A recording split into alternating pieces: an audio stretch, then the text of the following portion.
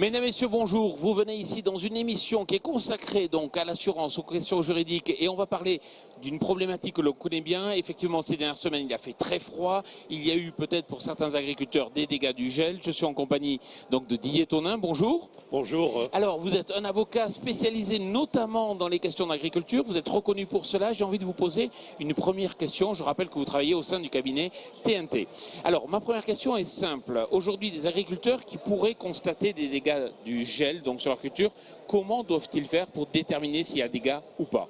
Alors cette question est importante parce que le gel effectivement est un des premiers risques qu'encourt un agriculteur. Il représente 30% des sinistres bien avant la canicule et il est nécessaire pour lui de se couvrir de ce risque et surtout lorsqu'il y a des dégâts, d'être assuré, d'être remboursé, enfin d'être indemnisé de ces dégâts-là. Donc la première démarche à faire pour l'agriculteur, c'est de faire sa déclaration d'assurance au plus tôt et au plus vite, dès qu'il y a des constatations de gel sur ses cultures.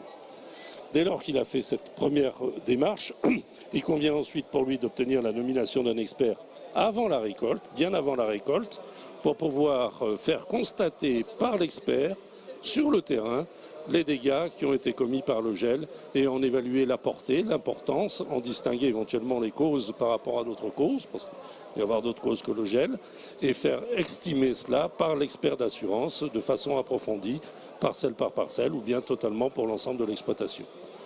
Alors, la seconde question qui est importante, c'est aujourd'hui, s'il a constaté, s'il a déterminé effectivement qu'il y avait des dégâts, comment faire pour se faire payer ?